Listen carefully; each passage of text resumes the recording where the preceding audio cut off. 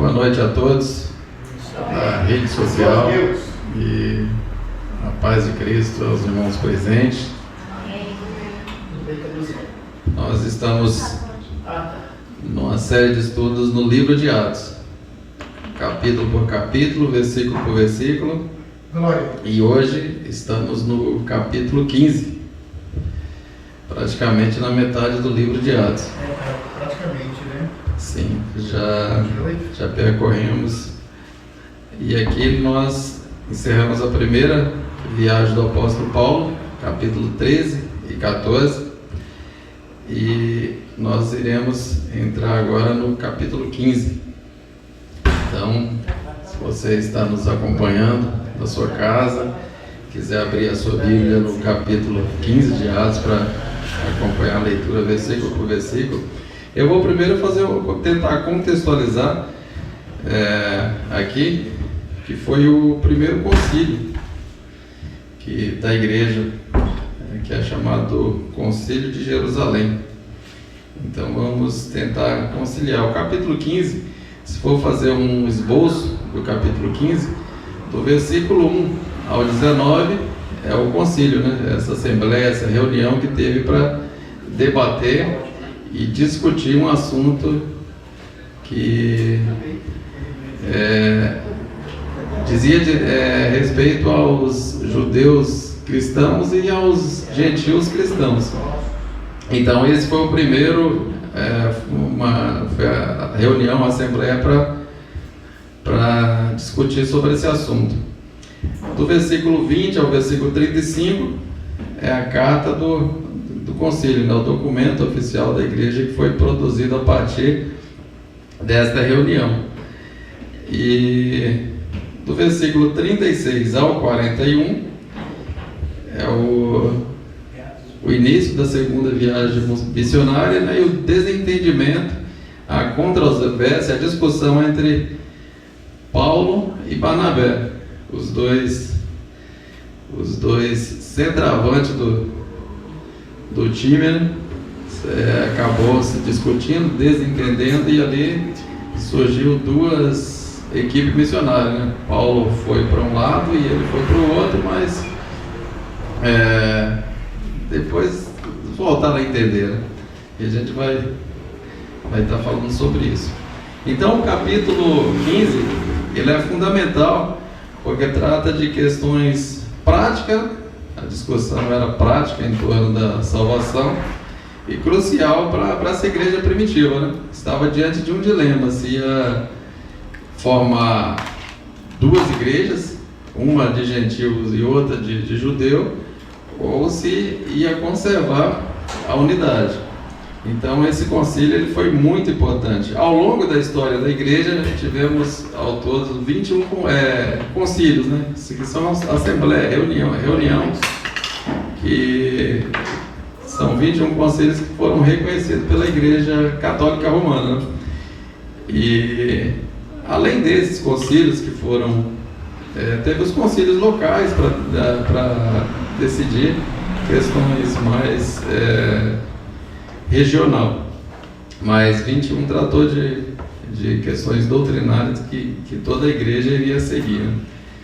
E esse é o primeiro concílio, né? O concílio, como eu já disse, é uma reunião, uma assembleia, onde para tratar algum assunto muito importante, e tem representantes ali de todas as igrejas de diversas partes do mundo, e em conjunto eles decidem o posicionamento da instituição no tema que está sendo abordado ali, onde está havendo uma divergência. Aqui a gente já vê que a igreja já era uma instituição,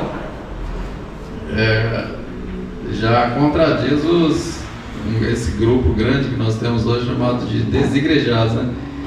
Que pregam que é antibíblico, que existe igreja, instituição, que se reúnem na casa ali, está tudo certo. Mas aqui a gente vê que já existia uma instituição, né?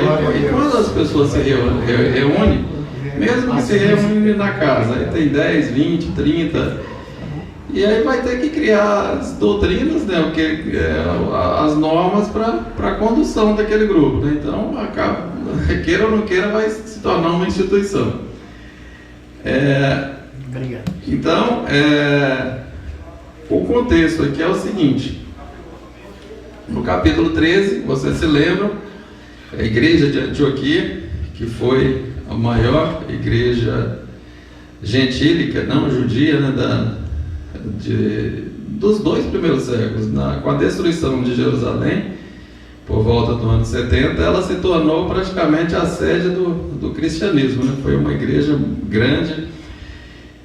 E ali, no capítulo 13, vocês se recordam, né, que eles orando, jejuando, buscando a Deus, Deus, através do Espírito Santo, falou: levanta-me a Paulo e a Barnabé, Saulo na época, né, para a obra que os tenho chamado. E ali eles foram enviados com a primeira dupla missionária daquela igreja, e ali eles passaram pela ilha de Chipre, evangelizaram. Vocês se lembram lá do falso profeta, né, que tinha ali, do governador que se converteu da ilha. Depois eles foram para Panfilha, atravessaram, né, de barco, foram para outra região, Antioquia da Pisídia, era uma outra parte também chamada Antioquia, mas em uma outra região.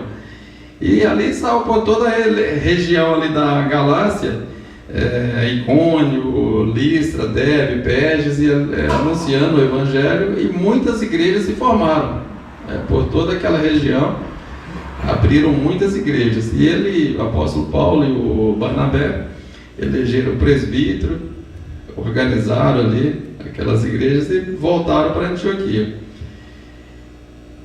E ali eles estavam em Antioquia, aí daqui a pouco saiu um grupo, umas pessoas da Judéia, né, lá de Jerusalém, passando por todas essas igrejas e falando: vocês não são judeus, vocês precisam circuncidar, que é praticamente o batismo judaico, né, e guardar a lei de Moisés para ser salvo. Se não fizer isso aí, vocês não estão perdendo tempo, não vão ser salvos não.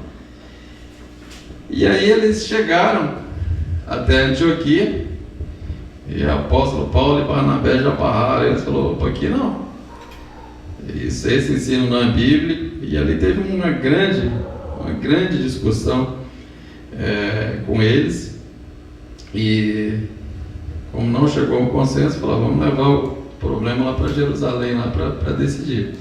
E aí eles saíram, foram até Jerusalém, e eles se reuniram em torno desse tema para debater e decidir aquilo.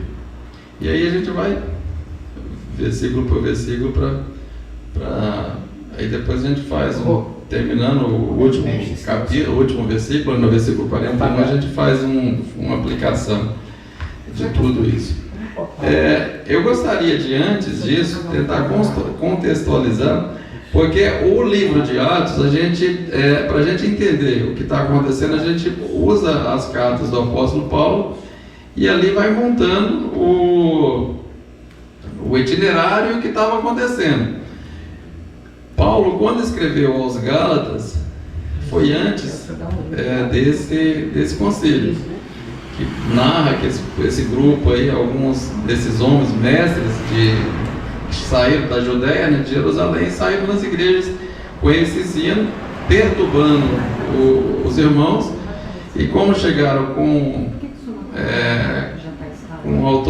autoridade, né, da igreja de Jerusalém, embora que não foram enviados. A gente vai ler aqui nos versículos que Tiago fala que não enviou ninguém, mas eles chegaram com a Bíblia na mão, né, do Velho Testamento, né, os rolos, e as pessoas novas convertidas ali ficaram, então criou um grande problema em torno disso aí.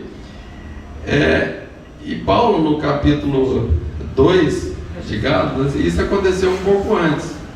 Há pelo menos duas correntes, não uma corrente que fala que aconteceu mais depois, mas não pode ter sido depois, porque a carta de Gálatas, quando Paulo escreveu aos Gálatas, foi para tratar sobre esse assunto, que o cristão que ele é salvo pela graça de Deus e não por guardar mandamento, guardar a lei, que nem o judeu no Velho Testamento foi salvo através da lei. Então, muito menos os cristãos, gentios, né? E ele usa uma linguagem muito pesada, né? Ele chama aqueles falsos ensinadores lá, aqueles falsos mestres de cães, e tanto Gálatas como Romanos foi para refutar esse ensino, que ele fala que se alguém aguardar a lei, está anulando a cruz de Cristo. Se a pessoa, se a lei salvasse, Jesus não precisava ter morrido na cruz. E aí ele refuta essas questões. Então vamos iniciar o capítulo 15. Se você está com a sua Bíblia aberta, vamos ler versículo por versículo, tentar entender, e no final a gente faz uma aplicação. Ok? Então vamos começar do versículo 1, que diz o seguinte, versículo 1 e 2. Alguns indivíduos que desceram da Judéia ensinavam aos irmãos: se não vos circuncidar segundo o costume de Moisés, não podeis ser salvos.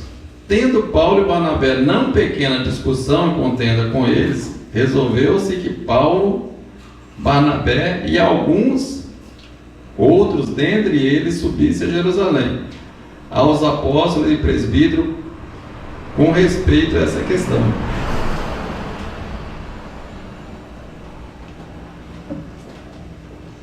Então o capítulo aqui, Lucas já começa já no ponto, né?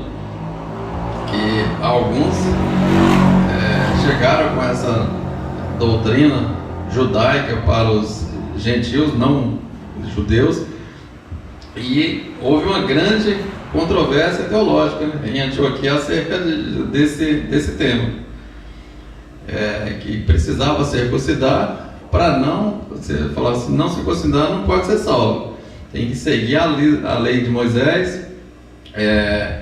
E Paulo e Barnabé se opuseram, não aceitaram isso, e o conflito foi grande, né? Foi uma grande discussão em torno desse assunto, e como não chegou ao consenso, a igreja de Antioquia enviou os dois e mais algumas pessoas para a igreja sede, vamos assim dizer, né? A igreja onde estavam os 12 apóstolos. E aqui fala que foram alguns homens, né, que chegaram lá com essa doutrina. Não foram todos, né? Foram alguns, talvez dizendo que foram enviados por Tiago, que vai presidir essa reunião, né? Então, condicionando a salvação, a circuncisão, acrescentando: para você ser salvo vai ter que circuncidar. E no versículo 3 diz o seguinte: enviados, pois esses pela igreja atravessaram a Fenícia e Samaria, contando a conversão dos gentios, o que causou grande alegria a todos os irmãos. Antioquia para Jerusalém ficava em média 400 quilômetros. Então, na época não existia carro, moto, avião. Era uma viagem que se fazia na maioria das vezes a pé, e a pé levava quase um mês porque não ia direto, né, andando a vida toda, ia parando de cidade em cidade. A cidade que já tinha igrejas formadas, aí parava, ficava lá, almoçava, jantava, dormia. Então era uma viagem longa, e nesse caminho ele foi indo, passando por essas igrejas, e foi anunciando, né? Estamos indo para Jerusalém para discutir tal questões, vocês já estão tudo confuso, então a gente vai decidir lá e a gente traz a decisão para vocês. Então já foram, e os irmãos das igrejas ficaram bastante contentes. E aí passou por Fenícia, Samaria, lembra de Samaria, né? Tem a formação da igreja aqui, que vocês já estudaram em capítulos anteriores. Então eles ficaram bastante contentes. O versículo 4 e 5 diz o seguinte: quando chegaram a Jerusalém, foram recebidos pela igreja, pelos apóstolos e pelos presbíteros, e relataram tudo que Deus fizera por meio deles. Insurgiram-se, entretanto, alguns da seita dos fariseus que haviam crido. Olha de onde que eles eram, da seita dos fariseus. dizendo: ser necessário circuncidá-los e determinares que observem a lei de Moisés. Então era do grupo, existia vários grupos judaicos. Os fariseus eram um deles, né? Tinha os saduceus e vários outros. Os fariseus eram os mais rígidos, aqueles que tentavam ser mais exigente possível. E alguns deles se converteram, aceitaram Jesus como o Messias, né, o Salvador. E foi precisamente esse grupo que estava falando: não, mas o cristão não precisa fazer nada, não precisa guardar a lei, a gente que é judeu, a gente observa mais de 300 preceitos e tal. E aí começaram: precisa circuncidar e guardar a lei de Moisés. E aí começaram a debater aquele assunto. Nessa assembleia estavam os apóstolos, os presbíteros, toda a igreja, né, que mais para frente a gente vai ver que eles falavam diante de uma multidão. Então estavam todos os cristãos ali para saber, né, o que seria decidido, porque estava diante de um grande dilema. Ia surgir duas igrejas agora, como que ia fazer, né? E era um tema difícil, por isso eles oraram na dependência do Espírito Santo para decidir essa questão. No versículo 6: então se reuniram os apóstolos, os presbíteros, para examinar a questão. Então aqui começa oficialmente, o primeiro concílio da igreja primitiva, da igreja de Jerusalém. Então eles se reuniram para discutir, né, a questão da circuncisão e a observância da lei pelos gentios, se deveria ou não circuncidar e guardar a lei. Versículo 7: havendo grande debate, Pedro tomou a palavra e lhes disse: irmãos, vós sabeis que desde há muito Deus me escolheu dentre vós, para que por meu intermédio os gentios ouvissem a palavra do Evangelho e crescem. Então Pedro toma a palavra ali e relembra, né, que foi através dele que os gentios inicialmente ouviram o Evangelho. Em Atos 10, quando ele foi na casa de Cornélio, que era um homem, um centurião, uma autoridade romana, né, tinha 100 soldados abaixo da sua autoridade. Ele era piedoso, temente a Deus. E ali ele orando, o texto fala, né, que ele orava, jejuava, dava esmola, era uma pessoa muito boa. E os funcionários dele ali, e ali ele teve a visão, né, de um anjo que mandou chamar Pedro, né, porque o anjo não prega, né, quem prega somos nós. O anjo só falou: chama Pedro, porque quem vai pregar é ele. E aí Pedro foi, pregou ali. Eles foram batizados com o Espírito Santo, para espanto de Pedro e dos demais, sem ser circuncidados, sem guardar a lei. E aí Pedro começa o discurso falando disso, que ele foi o primeiro que Deus chamou para levar o Evangelho fora das paredes de Jerusalém judaica, né?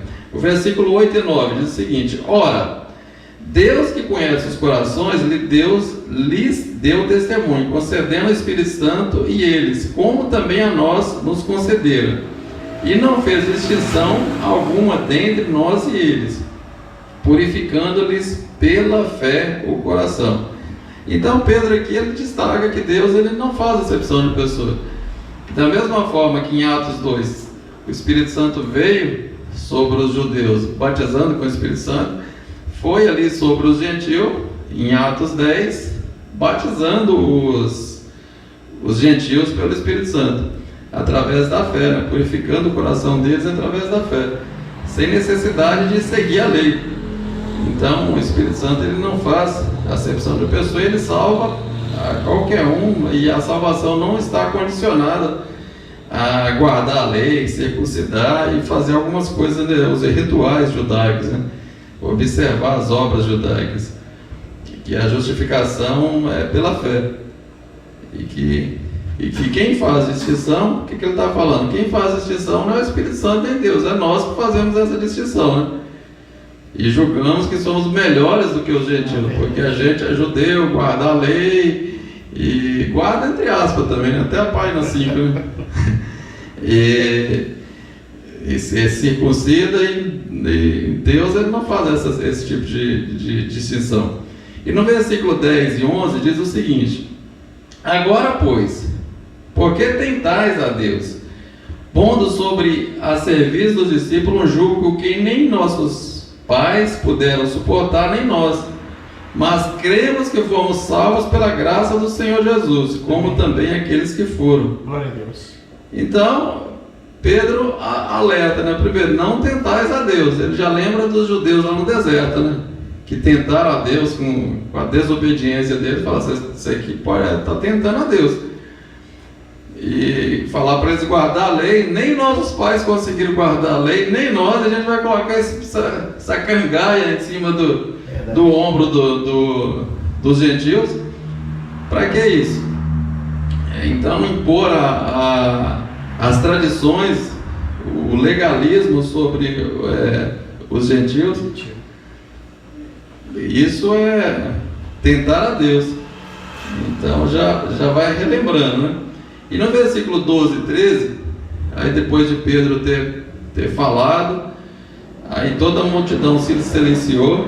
A multidão aqui já vê que estava toda a igreja, não só a liderança, mas a igreja estava presente ali, só sentada lá, só ouvindo, né? A multidão, e toda a multidão silenciou e passava a ouvir a Barnabé e a Paulo, que contavam quantos sinais e prodígios Deus fizera por meio dele entre os gentios. Depois que eles terminaram, falou Tiago dizendo: irmãos, atentais nas minhas palavras.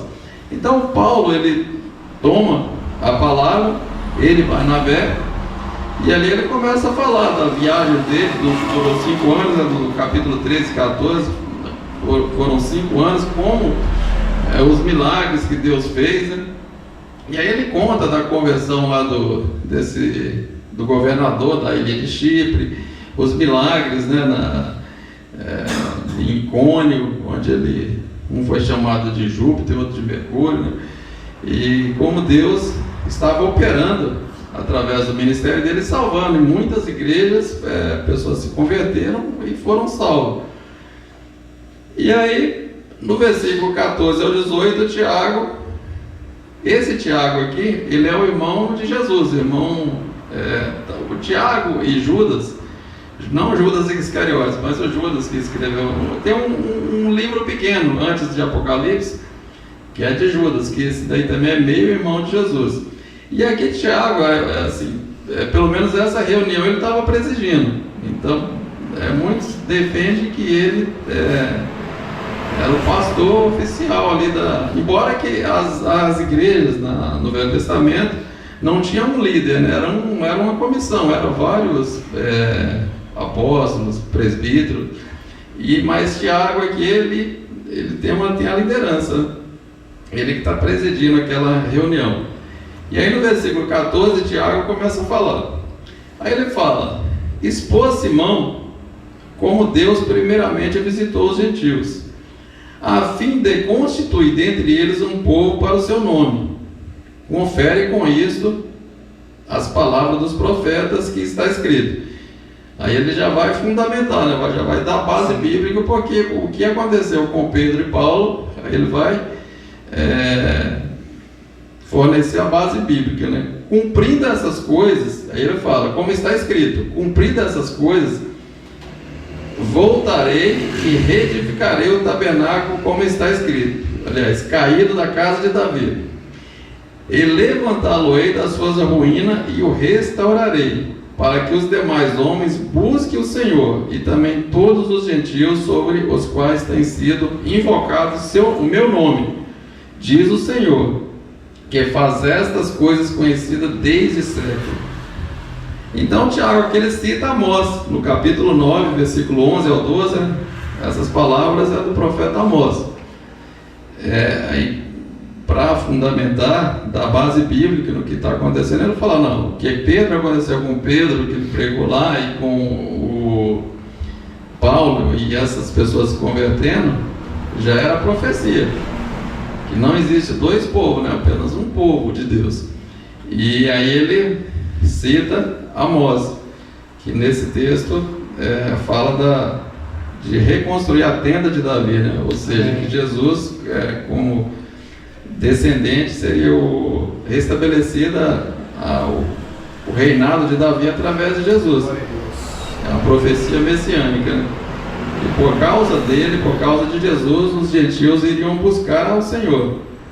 E aí ele fala, isso concorda com as palavras de Pedro, Paulo e Barnabé. Então a inclusão dos gentios sempre foi parte do plano de Deus.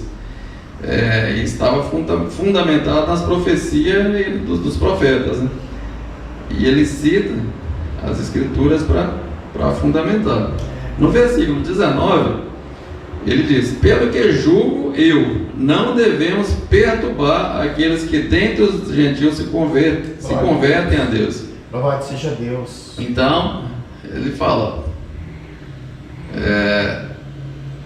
ele conclui dizendo que não é necessário o gentio guardar a lei de Moisés.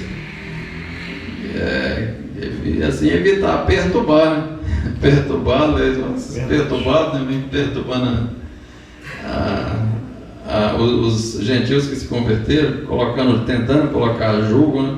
Querem guardar hoje, né, Nilton? Não, mas a gente vai ver que esses judaizantes, vou dar um spoiler, esses judaizantes eles não desistiram. Eles continuaram perturbando, então até hoje, eles pararam um século e até hoje, a gente vai ver no final, que até hoje ainda tem as igrejas judaizantes. Estão perturbando, pararam perturbando, eles são perturbados mesmo. O versículo 20 e 21 diz, mas escreve-lhes que o abstenham das... Aí ele fala, bom, ele não precisa guardar a lei, mas precisa observar algumas coisas também, questão moral e questão de idolatria, né? Mas escreve-lhes que se abstenham das contaminações dos ídolos, bem como das relações sexuais ilícitas, da carne de animais sufocados e do sangue. Porque Moisés, desde tempos antigos, tem em cada cidade quem o pregue na sinagoga, onde é lido todos os sábados.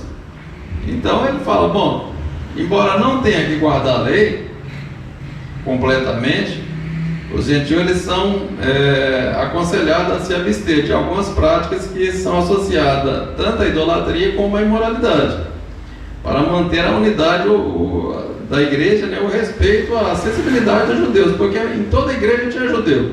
Por exemplo, aqui não tem judeu. Se a gente fizer uma feijoada no domingo aqui e comer, ou sábado, né, porque aqui em São Paulo o povo só come feijoada no sábado, né? Por exemplo, se tivesse judeu aqui, ia escandalizar, né? Ele fala, não, melhor a gente não comer, porque ficar mordendo a orelha do porco aqui vai ofender o judeu, né? Já estou com os pés na geladeira, já fazia amanhã. Então, assim, e Paulo ele fala, né, que para não, coisas que... Então, assim, como toda igreja tinha judeu, então para não acontecer isso, ele fala, então, porque ele não comia carne com sangue, né, estrangulado e tal, então para evitar isso aí, evita. Ô Nilton, e para a gente comer carne com sangue, comer sangue hoje também, é bom a gente se abster disso, né? O sangue do animal. Paulo fala que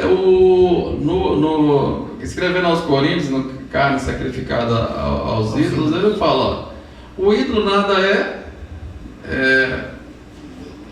se comer não vai fazer muita diferença, mas se tiver algum irmãozinho, e o conceito aqui é exatamente isso, para evitar o escândalo, né? Então é melhor não comer. Mas por causa disso, e no capítulo 17 e 18 de Levíticos, já tinha essas orientações com respeito a sangue e tal, falando, se alguém fosse morar em Jerusalém, em Israel, ele tinha que observar essas 4 coisas que ele já tinha que observar. Porque ele estava ali morando, ele não ia comer uma feijoada ali perto dos judeus, né? Então ele já tinha que que observar. O que esse Tiago faz aqui é citar Levítico 17 e 18, né? Que o não judeu, para ele morar em Israel, já tinha que observar aquilo ali. Então, com relação à carne sacrificada a ídolo, Paulo depois fala, né? Falando, comer, mas para não ofender quem tem acha que não deve, então é melhor não fazer, porque senão ele vai ficar escandalizado, tudo, então é melhor não comer. E com relação à imoralidade sexual, já era condenável, né? Todas as formas de imoralidade sexual no Novo Testamento. Mas carne com sangue, basicamente, era por conta disso, né? Mas há quem come, né? Mas não na presença de alguém que vai escandalizar. A questão é a mesma coisa, a questão de vinho também, né? A pessoa está alguém visitando ele, a pessoa não toma, aí ele vai na casa dele, vai lá abrir, ele vai escandalizar. Então, para evitar aquilo ali, Paulo fala, não faça, mesmo que não seja pecado, né, mas não faça para não escandalizar. Né? Do versículo 22 ao 29, então pareceu bem aos apóstolos e aos presbíteros com toda a igreja eleger homem dentre eles e enviá-los com Barnabé e Paulo a Antioquia. Judas, chamado Barsabás, esse Judas aqui, depois ele desaparece, não é mais falado. E Silas, esse Silas já vai ser o companheiro de Paulo na segunda e terceira viagem missionária. E como ele é romano, ele escreve também, ele vai ajudar bastante, porque o Paulo ele tem um problema. Naquele tempo não tinha óculos, né? Então ele estava com um problema no olho aí, ele ia ditando, Silas ia escrevendo, né? Silas, homens notáveis entre os irmãos. Então assim, não era dois homens qualquer, né? Era pessoas de destaque ali. Escrevendo por mão deles os irmãos, tanto os apóstolos como os presbíteros, aos irmãos dentre os gentios em Antioquia. Então escreveu a carta e os dois iam acompanhar para levar essas cartas, né, da decisão ali do concílio. Síria e Cilícia. Aí começou a carta, né, saudações. Aí começa dessa forma. Visto que sabemos que alguns que saíram de nós, os quais nada ordenamos. Então, quer dizer, eles já foram de enxerido, né, já os infiltrados. Eles chegaram lá em Antioquia ou na Galáxia, nós somos enviados por Tiago, pela igreja de Jerusalém. Então as pessoas chegam, você é novo convertido, chega um judeu lá, barbudão, com um rolo, pergaminho que era do tamanho dessas caixas de som. E aí você vai fazer o quê? Dizendo que foi enviado, né? E falando que foi enviado, só que fala que nós não enviamos ninguém, nós somos enxeridos, né? Vos tem perturbado com palavras, transtornando as vossas almas, sem que o digamos. Pareceu-nos bem, chegados ao pleno acordo, eleger homens e enviá-los com nossos amados Barnabé e Paulo, homens que têm exposto a vida pelo nome do Senhor Jesus Cristo. Aí já dá uma exaltada, né? No Paulo e Barnabé, que não, glória a Deus, que estava arriscando a vida o tempo todo pregando o evangelho, então. E aí chega os perturbados lá. Enviamos, portanto, Judas e Silas, os quais pessoalmente vos dirão também estas coisas.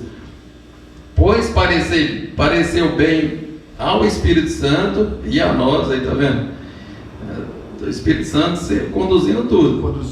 Não vos impor maior encargo além dessas coisas essenciais, que vos abstenhais das coisas sacrificadas aos ídolos, bem como do sangue, da carne de animais sufocados e das relações sexuais ilícitas. Destas coisas farei bem, se vos guardardes. Saúde era mais os romanos que terminavam com essa saudação.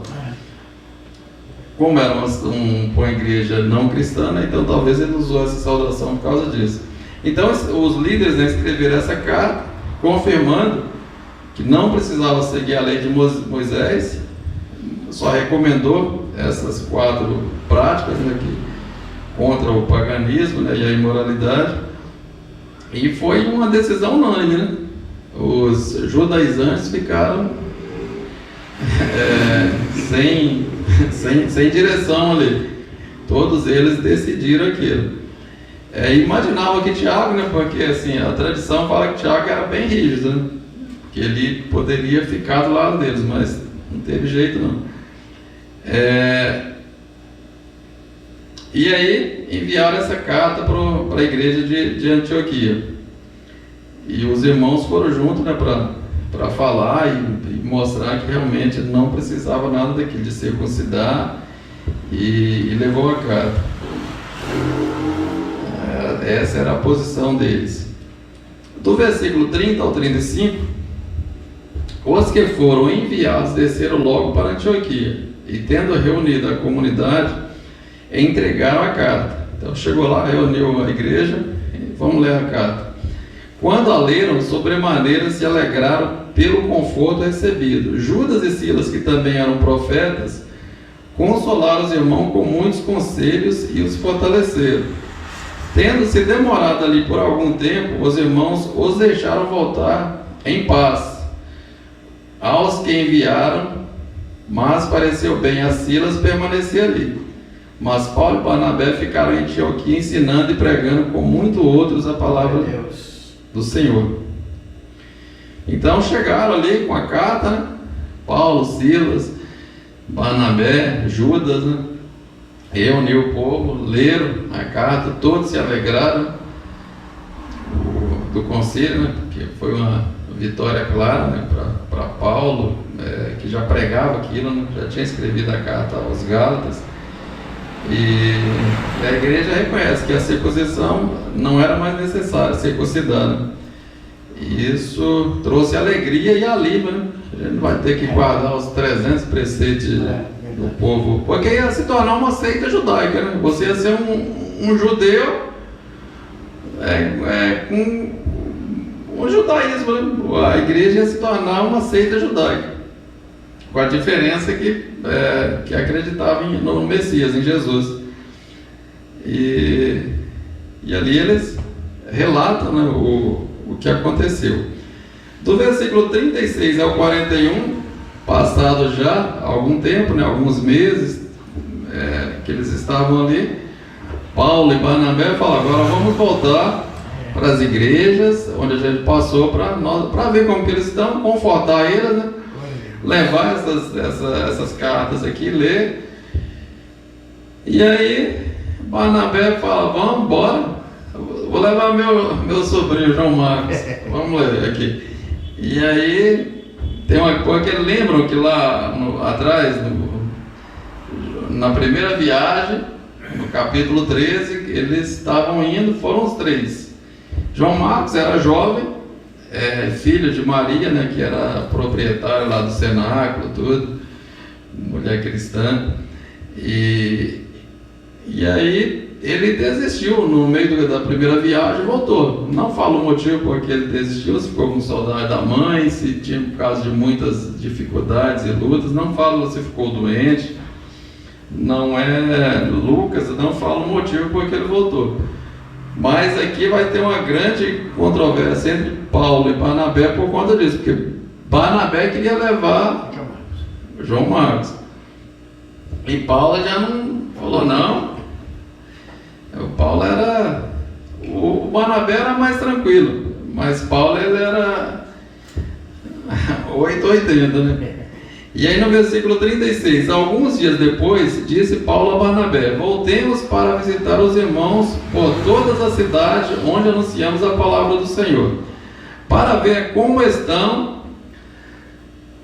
E Barnabé queria levar também João, chamado Marcos.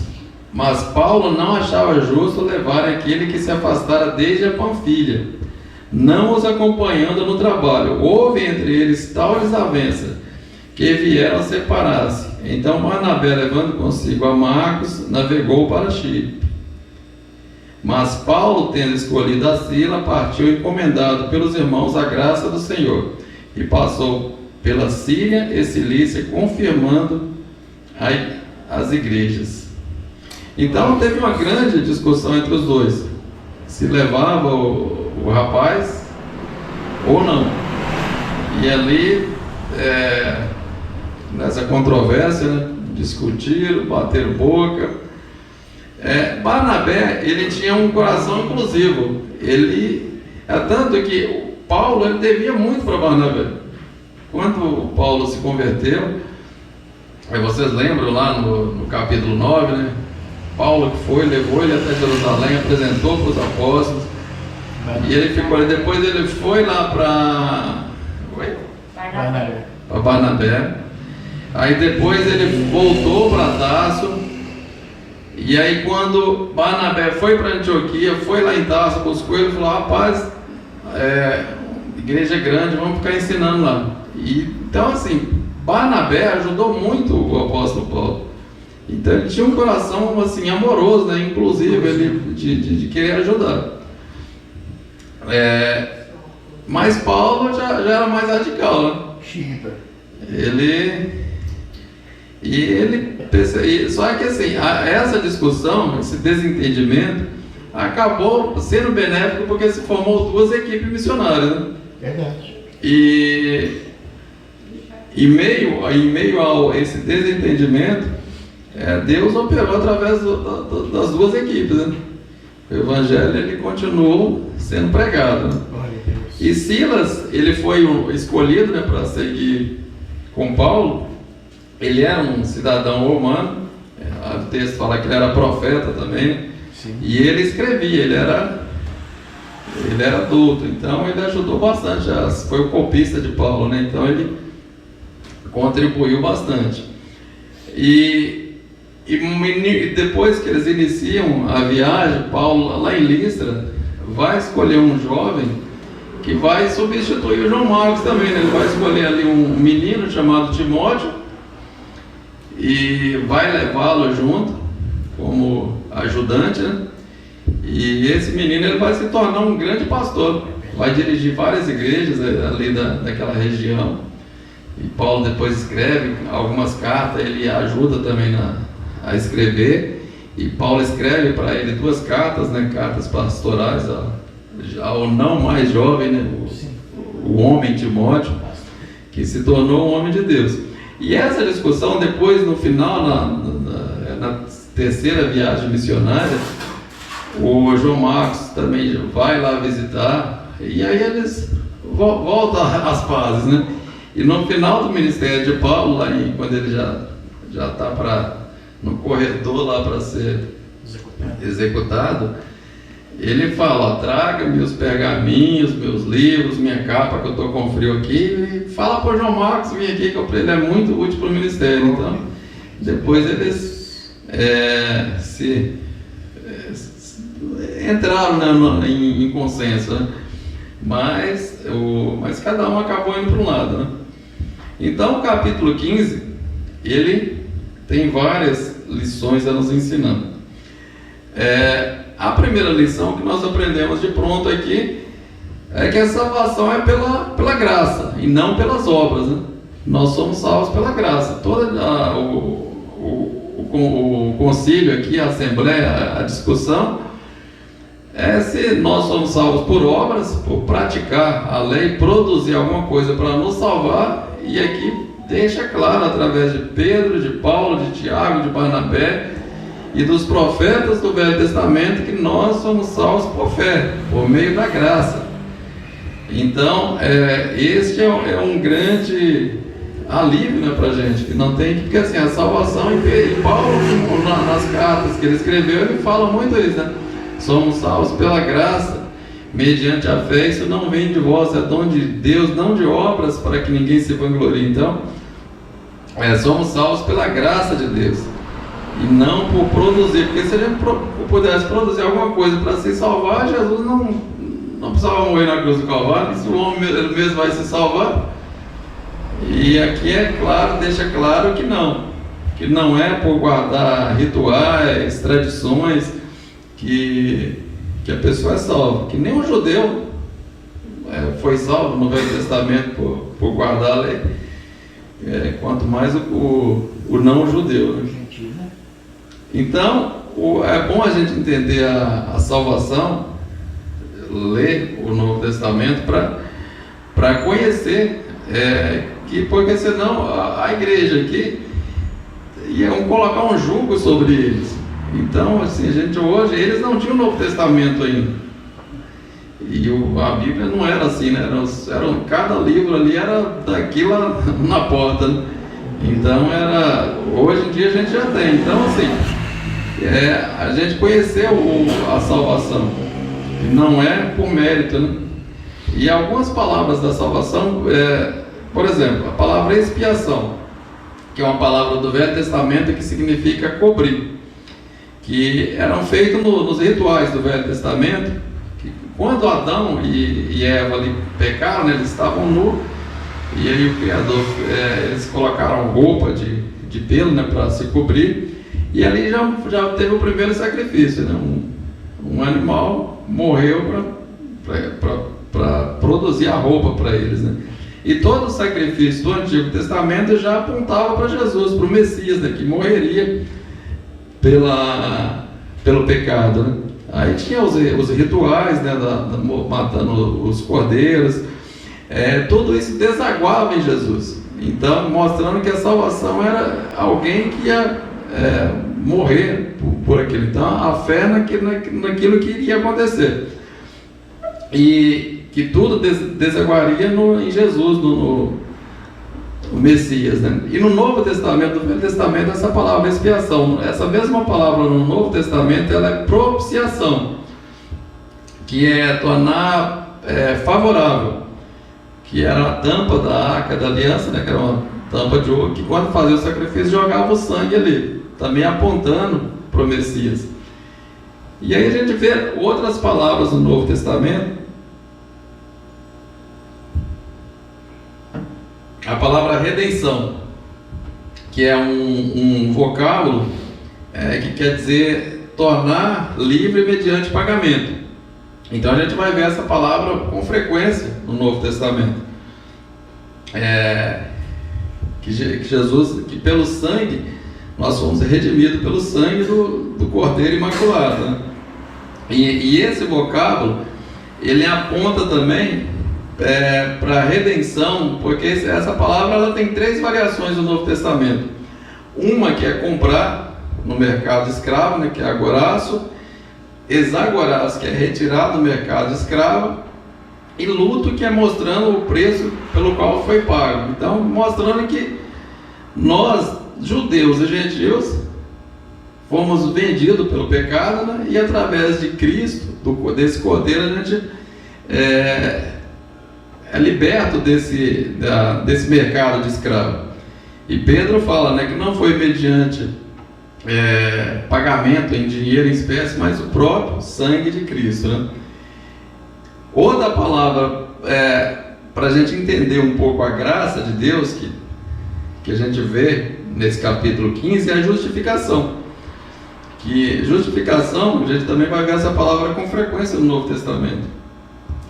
Justificação é um ato judicial da parte de Deus, onde nós nos tornamos justos, mas não por nós mesmos, mas fomos declarados justos através de alguém que foi o nosso substituto. Porque a lei era clara no Velho Testamento: aquele que pecar certamente morrerá.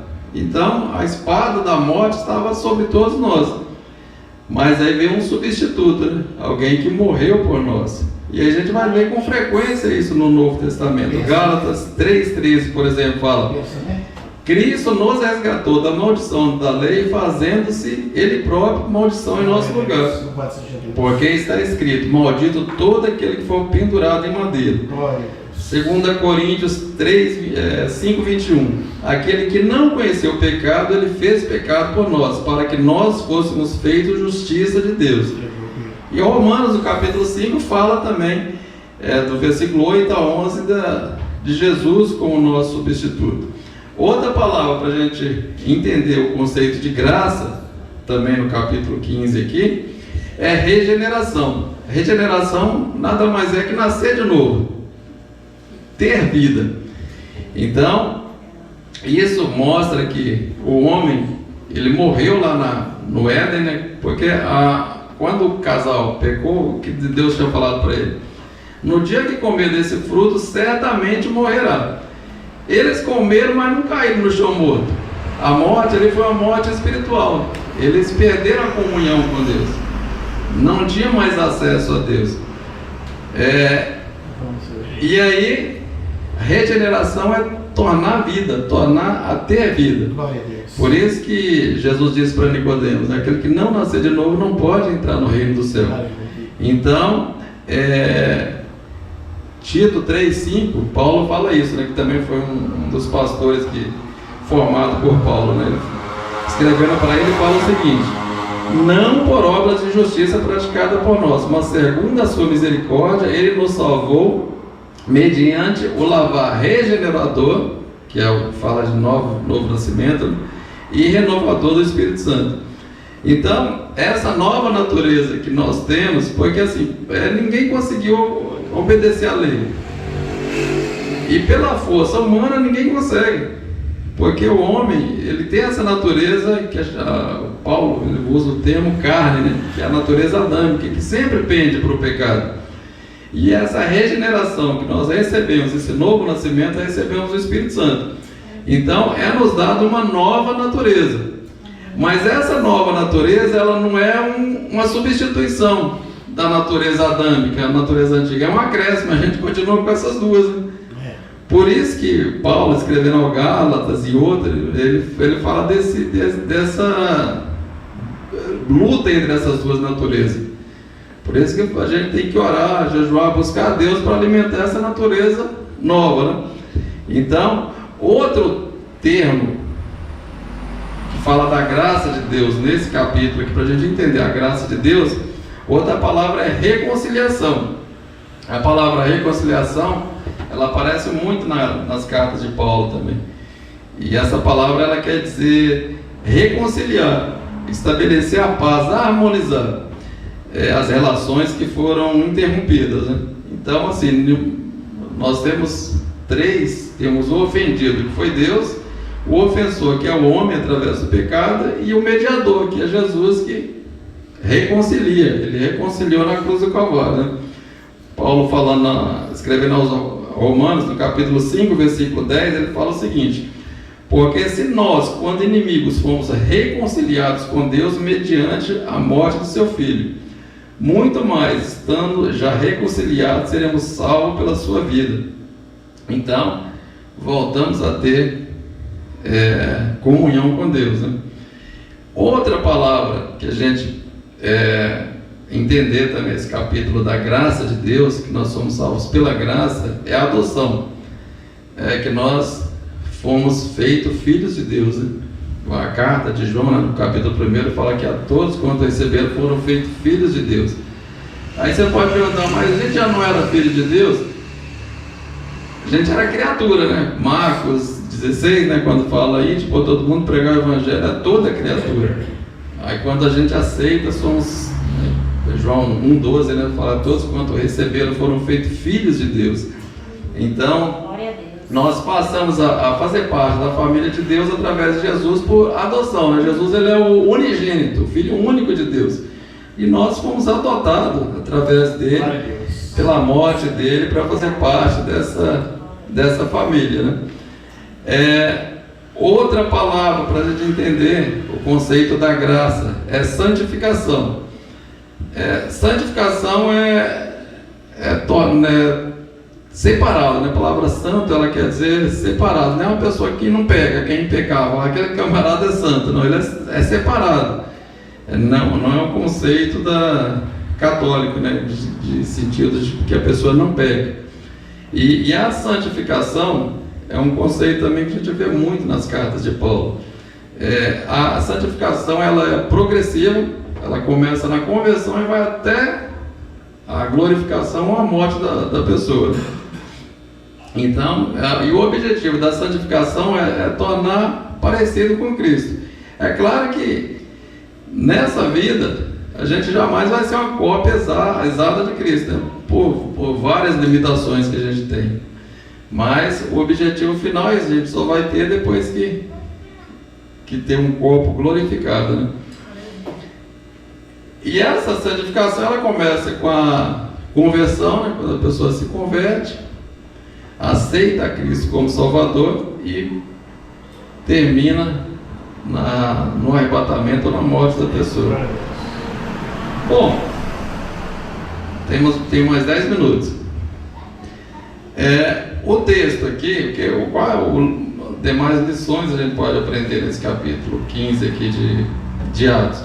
Aqui fala também da unidade, né, em meio